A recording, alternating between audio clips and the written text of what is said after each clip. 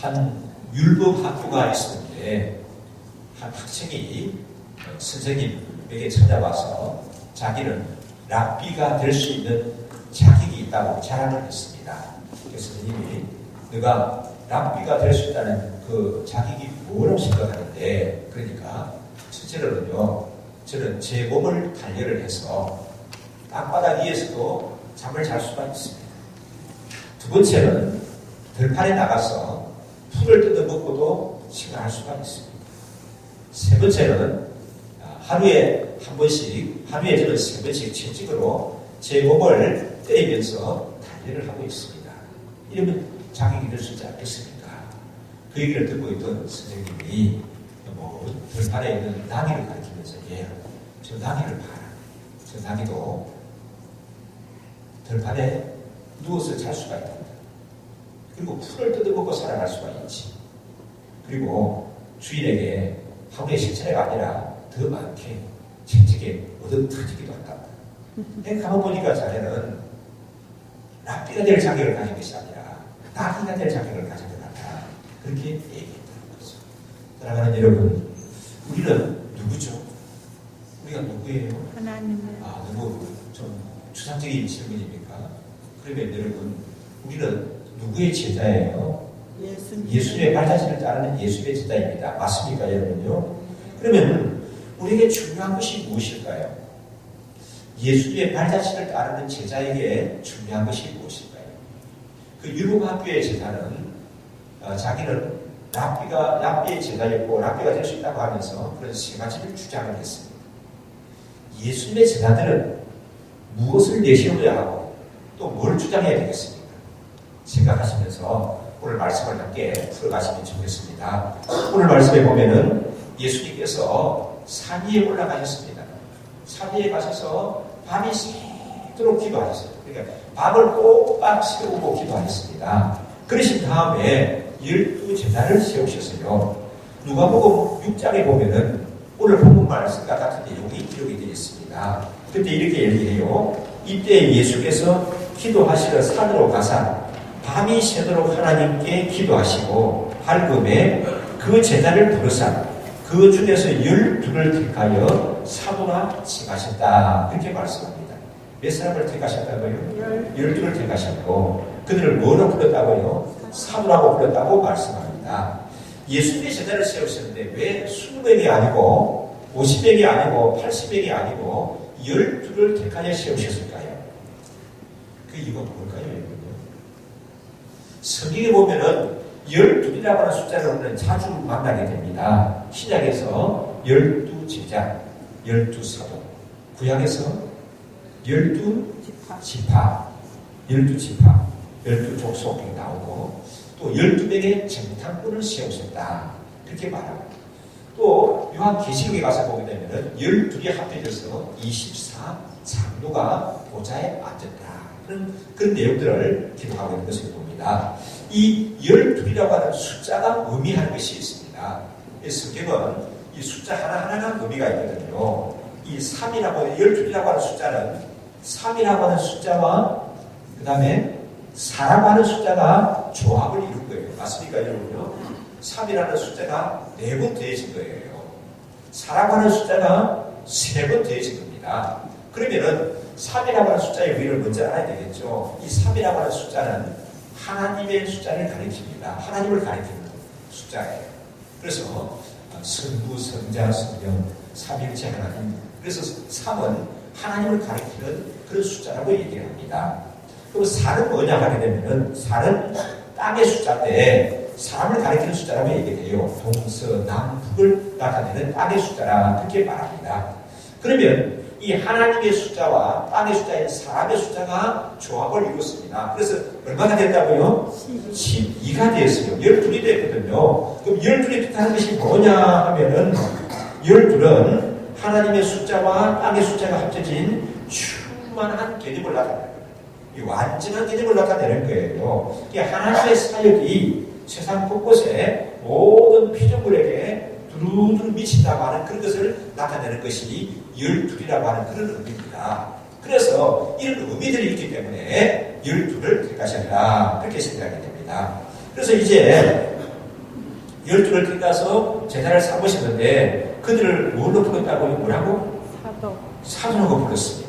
사도라고 하는 말 뜻이 뭐죠? 사도행전이 원래 기록된 원전이 헬라어로 기록이 됐습니다. 헬라어에 보게 되면 사도라는 말이 아포스톨로스라고 하게 되어 있어요. 아포스톨로스가 뭐냐 하면은 사명을 받아서 파송된 사람이라는 거죠. 이게 사명을 받아서 파송된 사람이다. 그래서 사명을 가지고 보내심을 받은 자라고 하는 그런 뜻입니다. 그럼 여러분, 우리 말로 사도라는 말 한자말에서 왔는데 이 일사자입니까? 일사자에다가 그 다음에 이 도가 무슨 도자죠?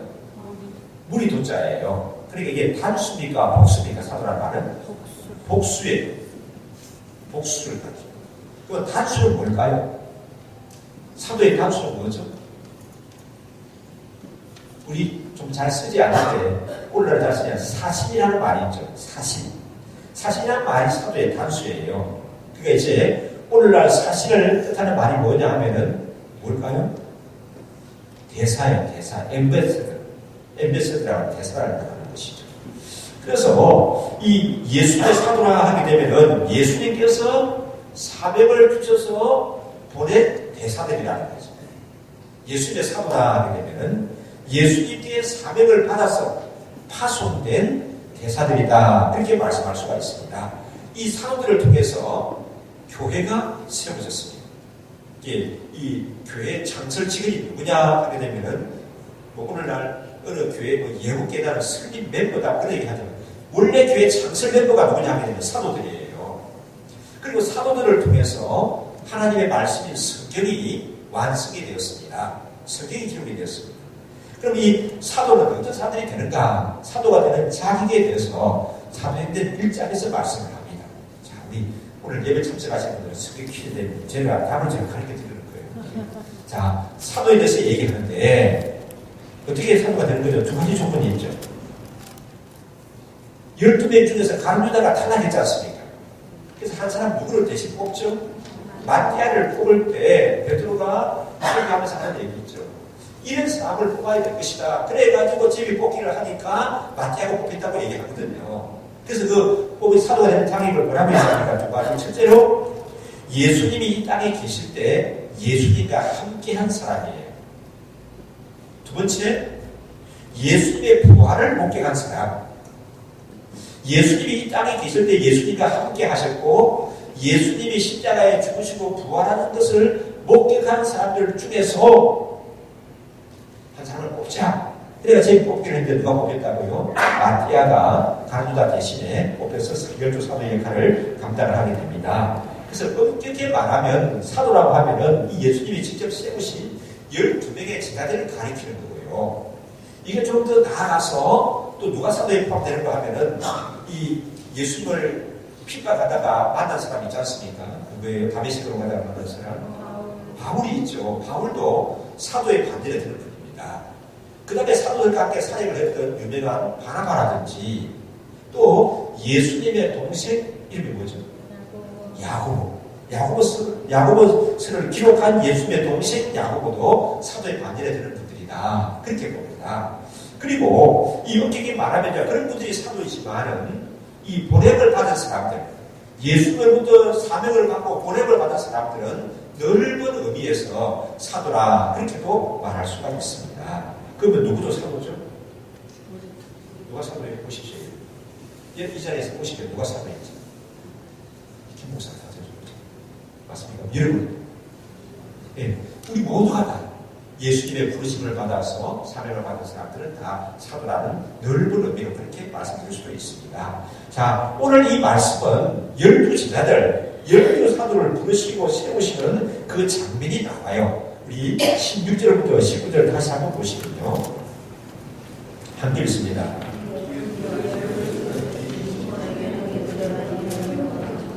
또 세베대의 아들 야고보와 야고보의 형제 요한이 이들에게는 보아너게 곧 무레의 아들이라는 이름을 가하셨으며 빌립과 바돌로메와 마테와 도마와 알페의 아들 야고보와 및 다데오의 가나안인 시몬이요.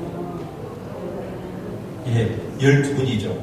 이 12분이 때문에 좀 구입을 해보십시다. 12분을 4사람씩 3그룹으로 나눌 수가 있습니다. 자, 첫째 그룹이 베드로 하게 되면 따라오는 사람이 누굽니까?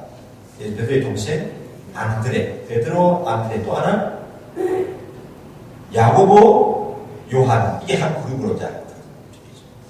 또 그 다음에 한 그룹이 어떻게 되죠? 빌립, 바르나베, 도마, 마태예요. 이 4사람이 또 한 그룹입니다. 이 마지막 한 그룹은 알페의 아들 야고보, 그 다음에 성경 보십시오. 뭐라고 되어 있나요? 알페의 아들 야고보, 또 다데오, 그 다음에 가라니 시몬, 또 한 사람은 가룟 유다. 그렇게 나와 있죠.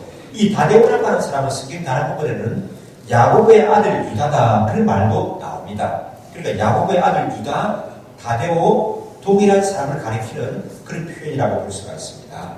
우리 이 이름을 짓는 것을 보면은 이 예수님은 참 재미있는 분이셨습니다. 여러분 그런 분이 있죠. 집안에 뭐 잔치가 있어서 며느리에서 누구 만난다고 하는데 그분 만나는 거 좀 부담스러워요. 왜냐하면 그분은 괜히 뭐 소리를 안 치고 뭐라고 하지는 않는데 옆에 있어도 굉장히 부담이 되는 사람이 있어요. 왜 그런 사람이 있습니까? 여러분 혹시 그런 사람 아니에요? 또 어떤 분들은 특별히 뭐 주는 건 없지만은 지갑을 열어 주는 건 없지만은 같이 있으면 참 부담이 없고 편해요. 재미있는 분이 있습니다. 그래서 어떤 분들이 그런 얘기하는 거 같아요. 함께 여행하기에 참 좋은 분이다. 그분은 어떠냐? 어떤 사람이 가니까 그분은요 같이 여행할 수 있는 사람입니다. 그러면 참 부담 없이 좋다는 거예요. 재미있고. 우리 예수님은 그럼 어때요? 참 부담되는 분이 있었을까요? 재미있는 분이 있었을까요? 재미있는.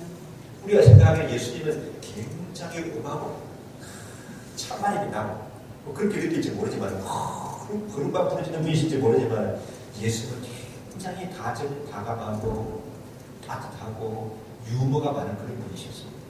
예수님이 유머가 많다. 성경이 어디 그렇게 기록해놨냐고요?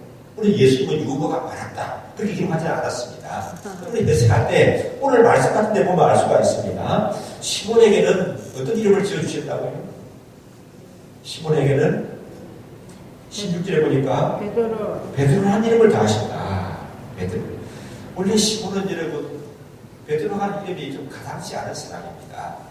베드로라는 말 뜻은 반석이라고 하는 뜻인데 아주 듬직하고 아주 안정되고 믿음직한 그런 상황이라는 말이에요. 그런데 시몬은 원래 어떻습니까? 이 감정에 기복이 심한 사람이에요. 이게 좋았다가 싫다가 야 나 안 해 하고 탁 때려치고 나고 금방 뒀다가 또 기분 좋을 때는 내가 자기가 다 한다고 또 스를 치는 사람이에요. 거기 이 왔다 갔다 하는 사람이에요. 이게. 근데 왜 베드로는 말이 어울립니까? 이거 예수님이 베드로라는 이름을 지어주시고 예수님 만나서 진짜 베드로가 되는 거예요. 누가? 시몬이 베드로가 되는 겁니다. 그리고 이 세베대의 아들들에게는 세베대의 아들들이 누구예요? 야고보와 요한이거든요. 무슨 별명을 지어주셨다고요? 보아느게. 보아느게라는 말 뜻이 뭡니까? 우리의 아들이라. 우리 그 전에 성경을 그렇게 읽었는데 우리의 아들이라는 게 뭡니까? 우리가 뭐죠? 우리 젊은 친구들은 우리가 무엇이 그렇지 몰라요. 천둥번개의 아들이라는 얘기예요. 천둥번개의 아들. 이게 왜 이런 변명을 지어주시는가 하면은 이 친구들이 참 급했습니다. 우리가 요한복음을 보게 되면은 요한복음을 사도 요한이 기록했지 않습니까? 또 요한 1서, 2서, 3서 중심된 주제가 뭐죠, 여러분요? 사랑이에요. 얼마나 따뜻하고 포근한지 모릅니다. 그래서 우리는 요한복음이나 요한 1, 2, 3서를 읽으면은 이 성경을 기록한 저자는 굉장히 포근하고 다감하고 따뜻한 사람으로 느껴지는데 원래 예수의 이름을 뭘 별명을 지어줬다고요? 보아느게. 천둥과 번개의 아들이라고 지어줬어요. 그 장면을 알 수 있는 게 있는 건가? 한 분은 예수님하고 길을 간다고 하다가 어느 동네에 들어가려고 하는데 사람들이 막았을 때 우리 동네 들어오지 말라고 막는 거예요. 이게 다른 사람들은 가만히 있는데 이 야고보와 요한이 선생님 하늘에서 그냥 벼락이 쳐가지고 이 동네 사람들 다 죽여버리는 거예요. 죽게 하십시다. 그렇게 말하는 겁니다. 이렇게 급한 사람들이었어요. 그래서 보아느게 우리말로 말하면은 천둥에 우리의 아들이라 말하는데 좀 더 심하다는 말로 말하면은 번개불에 콩고먹을 넣으시기나 그러세요. 아따 그 자식이 얼마나 급한지 그래서 번개불에 콧구멍을 넣습니다. 그렇게 말하죠. 그런 의미예요. 그런데 이제 예수님 만나서 이 사람들이 정말 성경을 기록하는 우리에게 알려지는 요한복음의 제자로 알려지는 걸 볼 수가 있습니다. 그런 걸 보게 되면은 우리 예수님은 참 재미있는 분이시다. 유머가 많았다. 같이 다니는 사람이 지루했을까요? 재미있었을까요? 재미있었죠. 그러면은 오늘 말씀을 보니까 예수님이 12 제자를 부르신 이유를 기록을 하고 있습니다. 세 가지 찾아볼 수가 있는데 우리 14절에서 15절 다시 한번 보실까요? 함께 있습니다. 이에 12를 세우셨으니 이는 자기와 함께 있게 하시고 또 보내사 전도도 하며 귀신을 내어 쫓는 권세도 있게 하려 하십니다. 자, 그 말씀에 세 가지 이유를 찾으시는데 12를 세우셨다는 거죠. 네. 이는 이 가운데 이유를 말하는 거죠. 이유가 뭐예요? 첫째, 자기와 함께 있게 하시고 또 두 번째, 보내사 전도하게 하면 또 세 번째, 귀신을 쫓아내는 권세도 있게 하기 위한 것이다. 이 세 가지 설명을 해. 첫째로 자기와 함께 있게 하신다 그랬습니다. 12 제자들 여러분 어떻습니까? 배경이 같은 사람들입니까? 아주 다양한 사람들입니까? 다양하죠. 우리가 아는 대로 물고기 잡는 어부들이 많았습니다. 물고기 잡는 어부 생활을 했던 사람들. 또 어떤 부류가 있습니까? 세간에서 근무했던 공직자가 있었고요. 또 어떤 사람들이나요? 그 가난인 시몬이라고 말하는데 이 사람은 어떤 사람인가 하면 오늘 글로 말하면 운동권 출신이에요. 운동권 출신. 예수님의 제자들이 고기 잡는 사람들, 생활에 있었던 사람들이 이해하겠는데 운동이라도 아주 가게 큰 사람이었습니다. 그래서 항상 가슴에 칼을 품고 다니는 사람이에요. 로마로부터 우리 유대나라의 독립을 찾겠다. 피를 흘려서라도 우리 목적을 이루겠다고 칼을 품고 다니는 사람들이 이 열심당원이었는데 그 시몬이라는 사람은 이렇게 열심당원에 속한 그런 운동권에 속한 사람이었죠. 이들을 부르셔서 예수님께서 함께 어떻게 했다고요? 이들을 부르셔서 어떻게 했어요? 함께 있게 하셨다는 거죠. 공동체 생활을 하셨습니다. 물고기 잡는 그물을 또 배를 보내두고 예수님을 쫓아왔습니다. 쫓아왔는데 아침에 예수님께 왔다가 도시락 먹고 저녁이 되면은 퇴근해서 집에 가서 저녁밥 먹고 잠자고 또 아침에 또 출근해가지고 예수님 따라다니고 그렇게 한 것이 아니라는 얘기예요. 함께 있게 했다고 말씀하거든요. 그러니까 함께 자주시고 함께 다니시고 예수님과 함께 예배드리시고 기도하시고 그야말로 공동생활을 함께 하실 겁니다. 이걸 얼마 동안 하셨어요? 3년. 얼마 동안 했습니까? 3년 동안 이 부르심을 받은 제자들은 예수님과 공동생활을 함께 했습니다. 그래서 함께 생활하는 가운데 자연스럽게 예수님의 삶을 배우게 되고 예수님의 인격을 그런 얘기하죠. 안개 속으로 걷게 되면 어떻습니까? 잘 안 보여요. 안개 속으로 그러면 옷이 젖어요? 안 젖어요? 젖어. 오랫동안 그러면 젖어요. 처음에는 옷이 젖을 것 같습니까? 안 젖을 것 같습니까? 아니 안개 속으로 근데 비도 안 오는데 뭐 우산 안 써도 되겠네. 비도 안 입어도 되겠다고 안개 낄 때 그냥 걸어가게 되면은 처음에는 뽀송뽀송한 거 느끼는데 점점 갈수록 축축하게 돼가지고 나중에 오랫동안 안개 속에 있게 되면 옷을 찌어 짜면 물이 떨어질 정도가 되어지는 거예요. 예수님과 함께 3년 동안 살다 보니까 자연스럽게 예수님의 인격의 그 속에 배어지게 되고 예수님의 삶이 배어지게 되고 예수님의 사역이 그 삶 속에 그들의 깊이 나타나게 되어졌던 것입니다. 그런 얘기를 하더라고요. 우리 군인이 여러분 두 종류의 군인이 있습니다. 현역으로 징집받아가서 훈련소 가자마자 그냥 먹고 자고 다 생활하면서 군대에서 내부 생활하는 그런 군인이 있고요. 또 어떤 군인이 있나요, 여러분? 전에는 방이라고 말하는데 요즘도 방이라고 말할지 모르겠습니다. 단기 3일이라고 말하는데 사람들은 어떻습니까? 아침에 또 출근하고 저녁 되면 퇴근하고 또 주무시고 또 집안일도 하다가 또 아침 되면 또 출근하고 그래요. 그럼 이 두 종류의 사명 중에서 어떤 종류가 정출이 있죠, 여러분? 군인. 출퇴근하는 사람하고 부대에서 생활하는 사람하고 누가 더 정출이 있을까요? 당연히 부대에서 생활하는 사람이 전투력이 있죠. 왜 그래요, 여러분요? 훈련. 같이 함께 생활하기 때문에 그래야 됩니다. 그래서 그런 얘기가 단기병이 약한 것은 출퇴근 때문에 약한 거예요. 뭔가 좀 하려고 하게 되면 퇴근해버리는 거예요. 또 뭔가 좀 이렇게 분위기 이것만을 하게 되면은 또 퇴근해버리는 거죠. 그러다 보니까 이게 영속성이 안 된다 그러더라고요. 근데 예수님의 제자, 12명의 제자들은 예수님의 부르심 다음에 출퇴근하는 사람들이 아니라 예수님과 함께 생활했던 그런 사람들입니다. 교육은 보고 배우는 거예요. 여러분, 이제 질문 드리겠습니다. 우리 아이들이 누구에게 가장 많은 영향을 받을까요? 1번 학교 선생님, 2번 학원 선생님, 3번 과외 선생님, 4번 친구들, 5번 부모님. 누구의 제일 영향을 많이 받을까요, 우리 아이들이? 몇 번이에요? 5번입니다. 왜 5번이죠? 부모님은 함께 자고 함께 먹고 함께 생활하기 때문에 그렇습니다. 학원에 많은 돈을 갖다 준다고 해서 학원 선생님을 제일 닮는 것이 아니에요. 학교 선생님을 뭐라 하는데 죄송합니다만 학교 선생님을 닮기 이전에 자기 부모님을 닮는 거예요. 왜 부모님을 닮습니까? 함께 먹고 함께 자고 함께 생활하기 때문에 제일 닮는 겁니다. 누구의 영향을 가장 많이 받을까요? 부모님을 제일 닮고 또 누구의 영향을 제일 많이 받을까요? 1번 학교 선생님, 2번 학원 선생님, 4번 과외 선생님, 4번 친구들, 5번 부모님. 누구의 영향을 가장 많이 받죠? 부모의 영향을 가장 많이 받는 거예요. 죄송합니다만 우리 성도들 가운데는 그런 분들이 없을 것인데 부모님들이 자녀 때문에 속상하다 보니까 그런 얘기를 들어요. 이놈이 누구를 닮아가지고 이러는지 모르겠어요. 누구 닮아서 닮게요? 자기 닮았지. 부모님을 닮는 거예요, 자식을. 부모를 닮는 거예요. 그래서 여러분, 이렇게 있죠. 야, 너 공부 좀 해라, 공부 좀.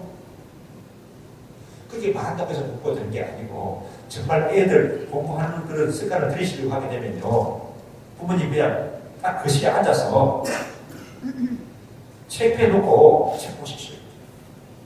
성경책 펴놓고 그냥 이렇게 쓰세요. 규칙하지 이거 노트하고 막 해보십시오. 몇 시간을 그렇게 하시면 며칠을 그렇게 하시면 아이들이 저절로 공부하게 되죠. 부모님은 맨날 뭐 게임을 하고 오락하고 그러면서 그래서 공부해. 그래서는 안 된다는 거죠. 왜? 부모님을 보고 배우기 때문에 그래야 할 것입니다. 여기서 우리는 제자훈련의 아주 중요한 원칙을 배우게 됩니다. 예수님의 제자훈련의 방식은 강의하는, 교실에서 강의하는 지식 전달이 아니고 이론을 전파하고 가르치는 것이 아니고 어떤 것이냐 하면 현장 중심의 보고 배우는 방식이에요. 제자들을 불러놓고 예수님이 강의하는 강의 중심의 지식 전달이 아니고 함께 생활하면서 공동 생활하면서 보고 배우는 그런 방식을 통해서 예수님은 제자 훈련을 하셨습니다. 그래서 가르쳐서 말씀으로 가르쳐서 제자를 만들기보다는 예수님을 보고 배우게 하신 거예요. 그래서 예수님이 복음을 보이고 그 예수님의 삶을 그들이 보고 배우고 따라가게 하는 것입니다. 그래서 요한복음 15장에 13장에 보니까 내가 너희에게 행한 것 같이 너희도 행하게 하려 본을 보였노라 그렇게 말씀합니다. 그래서 성경에 보면은 이 예수님을 잘 닮은 사람들의 제자 훈련 방식이 나와요. 사도 바울께서도 어떻게 제자 훈련을 하느냐 하게 되면은 예수님께 배웠지 않습니까? 그래서 고린도전서 11장 1절에 이렇게 얘기합니다. 내가 예수 그리스도를 본받는 자 된 것 같이 너희는 나를 본받는 자가 돼. 내가 예수 그리스도를 본받는 자 된 것 같이 너희는 나를 본받는 자가 되라. 그렇게 말씀했습니다. 또 시몬이었는데 원래 시몬이었는데 베드로로 변화된 사람. 그 베드로 사도도 베드로전서 5장 3절에서 교회 지도자들에게 얘기합니다. 교회 지도자들에게 얘기하기를 뭐라고 하느냐 하면은 맡기운 자들에게 주장하는 자세를 하지 말고 오직 약물의 모범이 되어라. 주장하는 자세를 하지 마라. 지도자들은 주장하는 자세를 하지 말고 약물의 모범이 되어라. 약물의 본이 되어라. 그렇게 말합니다. 이 말은 지도자는 교회에서뿐만 아니라 우리 가정에서도 지도자는 어떻게 된다고요? 막 윽박지르고 주장하지 말고 뭐 하면 된다고요? 내가 먼저 본을 보이면 된다는 거예요. 내가 먼저 본을 보이면 된다. 그렇게 말합니다. 우리 공동체에서 리더의 역할은 눈이 우락부락 해가지고 이렇게 막 쉽게 먹는 그런 사람이 아니라 모범을 보이면 된다는 거예요. 그러면 다른 사람들이 다 따라한다고 말씀합니다. 그래서 오늘 말씀이 주는 중요한 교훈을 정리하게 되는데 자녀 교육 어떻게 해야 된다고요? 잘 가르치면 되죠. 그렇습니까? 자녀 교육 어떻게 하면 된다고요? 내가 모범을 보이면 되는 보여주면 되는 겁니다. 목장 운영을 어떻게 하면 되겠어요? 그러면요?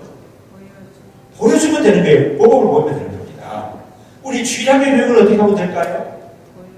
주일학교 교육은 우리가 모범을 보이면 되는 것입니다. 그래서 참 진짜 교육은 보고 배우는 거예요. 함께 하면서. 여러분이 가진 많은 것들을 보고 배우실 거예요. 또 여러분도 모르는 사이에 우리 자녀도 모르는 사이에 자녀들은 누구를 보고 배우고 있어요? 나를 보고 배우고 있는 거예요. 우리 자녀들은 우리가 의식하지 못하는 사이에 자녀도 내가 우리 아버지 따라해야지 우리 어머니에게 배워야지 그런 생각 없이 그냥 이렇게 무의식중에 이렇게 아버지 어머니를 보고 배우게 되죠. 그래서 예수님께서는 자녀들을 함께 있게 하셨다 그렇게 말씀하고 있습니다. 두 번째 어떻게 하셨다고요? 부르신 목적이 보내사 전도도 하게 하셨다. 보내서 전도도 하게 하셨다. 그렇게 말했습니다. 이 전도하는데 어떻게 전도하겠다고요? 보내셨다는 거예요. 가만히 앉아서 찾아오는 사람 기다리는 것이 아닙니다. 세상으로 가서 복음을 전하라고 말씀하셨습니다. 성경의 전도는 가만히 앉아서 오는 사람 기다렸다가 해라 그렇게 말씀하지 않고 가라고 얘기합니다. 가라고. 복음을 가지고 예수 믿지 않는 사람에게 가서 전하라고 얘기를 하고 있습니다. 그래서 성경의 전도는 가서 전하는 거예요. 예수님께서 맨 마지막에 우리에게 주신 사명 그래서 그걸 뭐라고 말해요? 지상명령 가장 큰 명령 또 더 그레이트 미션이라고 이렇게 말하는데 그게 뭐예요? 마태복음 28장 19절 20절에 보니까 너희는 그다음 뭐예요? 너희는 가서 모든 족속을 제자로 삼아 아버지와 아들과 성령의 이름으로 세례를 주고 내가 너희에게 분부한 모든 것을 가르쳐 지키게 하라. 내가 세상 끝날까지 너희와 항상 함께 있을 것이다. 가서 전하라. 그렇게 말씀합니다. 또 그 같은 내용이 같은 맥락의 말씀이 어디에 나오죠? 사도행전 1장 8절에 보니까 성령이 너희에게 임하시며 너희가 권능을 받고 그 다음에 예루살렘과 온 유다와 또 사마리아와 땅 끝까지 이르러 내 증인이 될 것이다. 그렇게 말씀했습니다. 여기 마태복음은 직접적으로 가서 전하라 그렇게 말씀하지 않습니까? 이 사도행전 1장 8절의 말씀도 어떤 것입니까? 성령이 임하시게 되면 어떻게 하라고요? 예루살렘 구석구석을 다니면서 또 그 다음에 사마리아 곳곳으로 나아가서 그 다음에 어디로 가라고요? 땅 끝까지 나아가서 복음을 전하라고 하는 가서라고 하는 이런 개념이 들어있는 것을 볼 수가 있습니다. 그래서 성경 다른 부분에 보면은 너희는 가서 만민에게 복음을 전하라 그렇게 말씀했습니다. 예수님을 알지 못하는 사람들에게 가서 복음을 전하는 거예요. 가만히 있는데 찾아오는 사람이 아니라 가서 전하라는 거죠. 이 목장의 개념도 그렇습니다. 어떻게 하면 이 목장으로 초청하라는 거죠. VIP를 초청하는 거예요. VIP를 초대하는 겁니다. 그 다음에 세 번째 어떤 이유라고요? 뭘 주신다고 했습니까? 귀신을 내어 쫓는 권능도 주셨다. 그러니까 딱 귀신 내어 쫓는 권능만 주셨습니까? 아니면 귀신도 내어 쫓는 권능을 주셨습니까? 그러니까 저희들이 가진 권능은 귀신만 내어 쫓는 것이 아니라 뭡니까? 다른 것도 행할 수 있는 그런 능력을 주신 거죠. 그런데 그 능력 중에 사람들이 아주 크게 느끼는 게 뭐냐 하면은 귀신을 쫓아내는 거예요. 귀신을 쫓아내는 거죠. 우리 유치원 아이들하고 가서 이제 성경 얘기를 하는 시간이 있는데 질문하라고 하면 애들이 이런 질문을 잘해요. 목사님, 마귀하고 예수님하고 누가 졌어요? 귀신하고 하나님하고 누가 이기는데요? 그게 뭐라고 대답해야 되죠? 뭐라고 대답해야 돼요? 그래서 상대가 안 되죠, 그죠? 상대가 안 되는 거죠. 근데 우리가 아셔야 할 것은 예수를 믿는, 예수님을 구주로 믿는 이 믿음을 가진 사람들은 단지 몰랐던 것을 그렇구나, 그런 거구나 하고 아는 것으로 끝나는 것이 아니에요. 또 이성으로 생각해보니까 논리가 딱 맞아 떨어진다 생각하는 그런 것을 그치는 것이 아닙니다. 우리 예수를 구주로 믿는 기독교 신앙은 우리 지식을 넘어서는 것이고요, 우리 이성을 넘어서는 것이고요, 우리 경험을 넘어서는 거예요. 경험을 넘어서는 겁니다. 그래서 뭐라고 말합니까? 그런 것들, 우리 지식을 넘어서고 우리 경험을 넘어서고 우리 상상을 넘어서서 이루어지는 그런 일들을 뭐라고 그래요? 부자로 기적이라고 말하죠. 기적이라고 말하죠. 왜 기적이라고 말합니까? 내 지식으로 따져보니까, 논리적으로 따져보니까 그렇지 않는데 예수 믿는 사람들에게는 그런 일이 되어져요. 그러니까 이게 뭐예요? 이게 기적이라는 거죠. 기적이라는 거죠. 그래서 그런 유명한 말이 있습니다. 믿음 생활하는 사람들에게는 기적이 상식입니다. 상식. 기적이 상식되는 사람이라는 거죠. 왜 그런가 하게 되면은, 자, 아까 마귀하고 귀신하고 하나님하고 싸우고 누가 이겼다고요? 그런 건 비교가 안 되죠, 그죠? 그러면 나하고 귀신하고 싸우면 누가 이길까요? 예수님을 구주로 믿는 사람들에게는 놀라운 일이 일어나는데, 놀라운 일이 일어나는 시작이 어떻게 되는 것인가 하면, 예수님을 구주로 영접하고 살아가는 사람들에게는 하나님의 힘이 임하는 거예요. 네. 하나님의 힘, 또 다른 뭐라고 말합니까? 예수의 영이 임하는 거예요. 또 뭐라고 말합니까? 하나님의 힘, 예수의 영, 그분이 누구죠? 다른 또 말하는 성령 하나님이죠. 성령 하나님이 임하시는 거예요. 그렇기 때문에 지식을 넘어서고 상식을 넘어서는 일들이 이루어지게 되어집니다. 생명의 삶을 하면서 얘기할 건데, 우리 교회에 제일 연세가 많은 남자 성도님이 계셨는데 지금 살아계시면 한 90대 후반이 되셨을 거예요.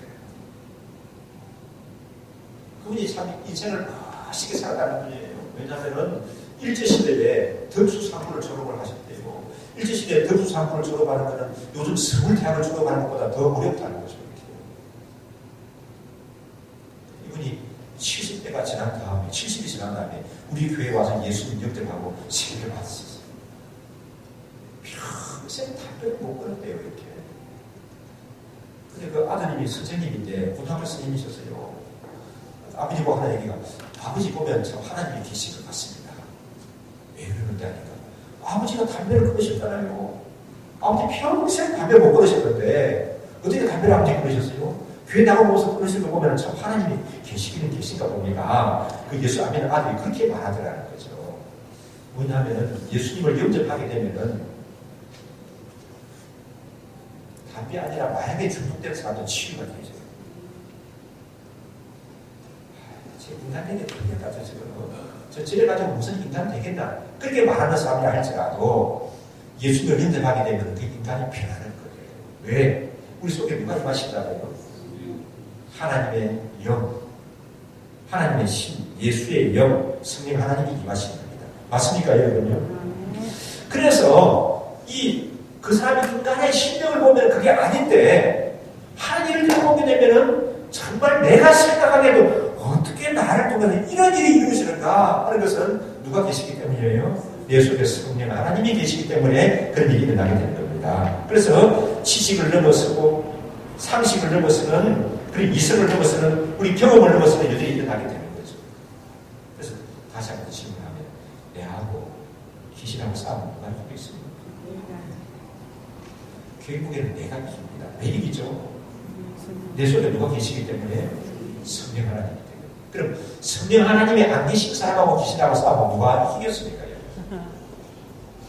그러니 성령 하나님이 안 계신 사람들은 귀신의 밥이에요. 그래서 주위에 보게 되면은, 그런데 무당한 데 가가지고 제사 받았는데 저거 뭐 가가지고 누구도 사기치는 무당들이 있더만요. 보면 신문에 보니까. 근데 뭐 돈을 정말 천문학적인 돈을 가르치는데 어디서 그거 가지고, 야, 너 내 말 안 되면 너는 남편이 들은다. 너네 집에 빼분이 묵직하니까 또 갖다 주고 바치고 구다고 바치고. 그 성령 하나님이 안 계신 사람들은 어둠의 세력의 밤이에요. 그러나 성령 하나님이 그 속에 계신 사람들은 충분히 어둠의 세력을 물리치고 이길 수 있는 점이 있습니다. 우리 6장에 가서 보시죠. 마가복음 6장 7절에 보시면 오늘 여기 보니까 귀신을 쫓아내는 권세도 제자들에게 주셨다 말씀하는데 좀 더 구체적으로 말씀을 해요. 6장 7절 한번 읽어보실까요? 그 제자를 부르사 둘씩 보내시며 더러운 귀신을 제어하는 권능을 주시고 또 12절부터 13절 한번 읽어보실까요? 제자들이 나가서 예배하라 전파하고 많은 귀신을 쫓아내며 많은 병자에게 기름을 받아 고치시더라. 예수님이 주신다고 했는데 진짜 줬는지 안 줬는지 그 결과가 나타나죠. 그렇죠? 쟤들이 나가서 회개하라고 전파하니까 그들이 일어나요.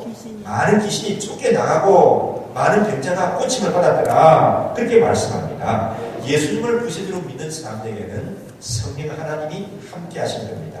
아멘이신가요? 성령께서 함께 하실 때 지식을 넘어서는 은혜를 경험할 수가 있습니다. 우리 이성을 넘어서는 하나님의 능력이 나타나게 되실 수 있습니다. 이 사실을 여러분 생생하게 보여주는 성경이 뭐예요? 여러분 눈치가 있으시죠? 성경이 뭐 오늘 같은 날은 뭐라고 해야 되겠습니까? 뭐 앞뒤 말 안 가지고 사도행전 그래야 되겠죠? 예수 믿는 사람들에게 성령이 임하시게 되고 그래서 예수 믿는 사람들을 통해서 이루어지는 놀라운 일들을 기록하고 있는 것이 사도행전입니다. 사도행전에 보게 되면은 예수를 믿는 자들에게 따르는 능력이 무엇인가 하는 것을 보여주고 있거든요. 근데 이 사도행전은 몇 장으로 되어 있는가요? 28장으로 되어 있는데 사도행전의 다른 이름은 무슨 행전이라고요? 성령께서 행하는 성령의 행전이라고 말하고 있습니다. 28장으로 되어 있는데 28장으로 끝나는 것이 아니에요. 이 기록은 28장으로 끝나는데 사도 바울께서 로마의 감옥에 가서 머물러 있는 것, 그 전투하고 있는 것으로 끝나고 있는데 거기서 끝나는 것이 아니에요. 왜? 진행이 계속 되어야 됩니다. 왜 진행되는 거죠? 성령 하나님이 사도 바울 속에 들어가 계셔서 바울 그 로마 감옥에 갔다가 끝나서 나가신 것이 아니기 때문에 그렇습니다. 그 성령 하나님이 계속해서 역사하시고 오늘날은 누구를 통해서 역사하십니까? 나를 통해서 역사하고 계시고 앞으로 우리 아들을 통해서 우리 손자들을 통해서 역사하실 것입니다. 아멘이신가요? 아멘. 그러니까 성령의 행전은 계속 되어져 나아가는 거예요. 그거 보니까 이제 성령 충만을 받은 베드로와 요한이 거리에 나갔습니다. 베드로가 원래 어떻다고요? 겁이 많고 아주 성격도 크고 약간 그런 사람이었죠. 그래서 성령 충만해가지고 거리에 나가서 설교를 하는데 예루살렘 거리에 나가서 설교를 하는데 베드로는 지금 유대 나라가는 설교하고 있어요. 근데 그게 모인 사람들하고 해도 15개 나라 이상 된 사람들이 모였는데 자기네 나라 말로 알아듣는 거예요. 예를 들면 이렇습니다. 내가 명동에 나가서 주 예수를 믿으라 하고 내가 기복사라 설교를 하는데 무슨 말로 설교하는 거죠? 내가 한국말로 설교를 하는데 미국에서 온 사람은 영어로 알아듣고 일본에서 온 사람은 일본말 알아듣고 내 설교. 중국에 온 사람은 중국말 알아듣고 인도 사람은 인도말 알아듣고 뭐 한국에서 온 사람들이 명동 거리에 있다가 내가 하는 한국말을 다 자기네 말로 알아듣는 거예요. 그런 역사가 베드로를 통해서 나타났습니다. 또 한 번은 기도 시간에서 성전에 올라가죠. 성전에 올라가는데 무슨 문? 미문이라는 말은 아름다움이라는 뜻이거든요. 이것도 기대입니다. 자, 이분에 날 올라가는데 아름다운 문을 지나가는데 그게 보니까 나면서부터 걷지 못하는 안진뱅이가 앉아 있었습니다. 그 사람이 나이가 얼마쯤 됐다고요? 나이가 40쯤 되었습니다. 그러니까 태어나서 40년을 걸어본 적이 없는 사람이에요. 먹고 사야 될 거 아니에요. 그래서 손 내밀면서 성전 앞에 가지고 한 푼 주십시오. 산입에 금식을 칠 수는 없지 않습니까? 한 푼 주십시오. 그래 돈 던져주면 받아 감사합니다. 감사합니다. 복 많이 받으십시오. 뭐 그렇게 받아가지고 먹고 사는 사람이었습니다. 베드로가 요한이 올라가는데 또 돈 좀 주라고 손 내미는 거예요. 근데 베드로가 무슨 말을 하죠? 그 성경에는 그렇게 안 듣고 있지만 야 최소 미안하지만은 나는 너가 원하는 것이 없는데 나는 금도 없고 은도 없고 돈도 가진 것이 없어. 그러나 내가 가진 것을 내게 주는데 나서는 예수 그리스도 이름으로 일어나 그러라 하면서 손을 잡아가 앉으면 일으키니까 40년 동안 앉아있던 사람이 어떻게 되어버렸습니까? 그냥 일어나서 걷는 거예요. 너무 좋아가지고 팔짝팔짝 뛰기도 하고 쪼그러뜨기도 하고 뭐 이렇게 하면서 성전을 올라가서 하나님을 크게 찬미하고 나아갔다고 얘기를 합니다. 이 제자들이 복음 전하는 것이 굉장히 두렵고 무서웠습니다. 근데 사도행전에 보니까 저희가 날마다 성전에 있든지 집에 있든지 예수는 그리스도와 가르치기와 전도하기를 쉬지 아니하더라 그렇게 말씀합니다. 성령 하나님이 함께 하시면 어떤 역사들이 일어날까? 사도행전에 뿐만 아니라 또 성경 다른 부분에 보면은 창세기에 보니까 참 재미있는 인물이 나와요. 아주 멋있는 인물이 나옵니다. 그래서 우리는 성도의 가정을 신방할 때 하나님 아버지 우리 성도들이 이 사람과 같은 일은 형통의 복을 받게 해주시오 그렇게 기도하기로 했는데 누구죠? 사도행전 창세기에 나오는 형통한 사람 요셉이죠. 요셉은 오늘날 이집트에 종이 대신이 되죠. 종으로 팔려가서 종살이 하다가 감옥에 있다가 이래 그냥 종이로 섞여간 사람입니다. 출세도 그런 출세라고 하죠. 근데 이 요셉이 얼마나 하나님의 신에 충만해가지고 탁월한 일을 하는지 모릅니다. 그 예가 이런 거예요. 이집트에 풍년이 되는데 7년의 대풍년이 계속 되는 겁니다. 참 좋죠, 그죠? 근데 여러분, 7년의 풍년이 계속 들게 되니까, 그것도 그냥 풍년이 아니라 대풍년이 7년을 내리 계속 되는 거예요. 그럼 어떤 일이 일어나죠, 여러분요? 농사 짓는 사람이 좋다, 안 좋다? 잘 모르시네요. 이런 얘기 들어보셨습니까? 오늘 뉴스에 보니까 아침에 우리나라에 배 사과가 창고에서 넘쳐나겠죠. 배 사과가 창고에 넘쳐나게 되면 과일을 좋아하는 내 입장에서는 참 좋지만 누구는 울상이에요. 그 농사 짓는 사람들은 어떻게 해요? 가격이 폭락해버려요. 쌀 농사가 풍년이 계속되니까 우리나라 지금 창고가 넘쳐나가지고 쌀값이 어떻게 돼요? 쌀값이 지금 폭락을 해가지고 쌀 농사 짓는 사람들이 지금 보통 심각하지가 않아요. 이렇게. 그 풍년이 계속되는 게 참 좋은데도 그런 점이 있더라고요. 그런데 요셉이 총리 대신이 되어서 이집트를 다스릴 때 7년 동안 대풍년이 내리 계속되는데 물가가 폭락해가지고 농사 짓는 사람이 그렇다든지 그런 일이 없었어요. 그 다음에 또 어떤 일이 있습니까? 7년 동안 대흉년이 계속되는 그런 흉년이 없어요. 흉년이 되니까 어떻게 됩니까? 흉년이 되면 어떻게 되죠? 굶어 죽어요. 오늘날도 굶어 죽습니까? 북한에 얘기 못 들었어요, 여러분요. 1, 20만 명이 아니잖아요, 굶어 죽는 사람이. 흉년이 되니까 먹으면 굶어 죽는 거예요. 그러면 7년 동안 대흉년이 계속되니까 다 굶어 죽어야 되지 않겠습니까? 근데 양식이 없는 굶어 죽는 사람이 한 사람도 없었습니다. 그 이유를 성경이 얘기해요. 요셉을 보면서 바로 이근가가 신하들이 이렇게 하나님의 신에 충만한 사람을 우리가 어디서 구하겠는가? 당신이 일을 좀 받아주십시오. 왜? 당신은 하나님의 신에 충만한 사람입니다. 그래가지고 요셉에게 그 일을 맡기지 않습니까? 그 이후부터 이렇게 일이 풀려지는 거예요. 하나님의 신에 충만하니까 그렇지 않은 거죠. 또 구약을 좀 보면 쭉 가다 보면은 그 양치기 하다가 왕이 된 사람이 나옵니다. 누구예요? 다윗이. 아주 평범한 사람이에요. 아버지도 할아버지도 조상들보다 양심에서 살았던 사람이에요.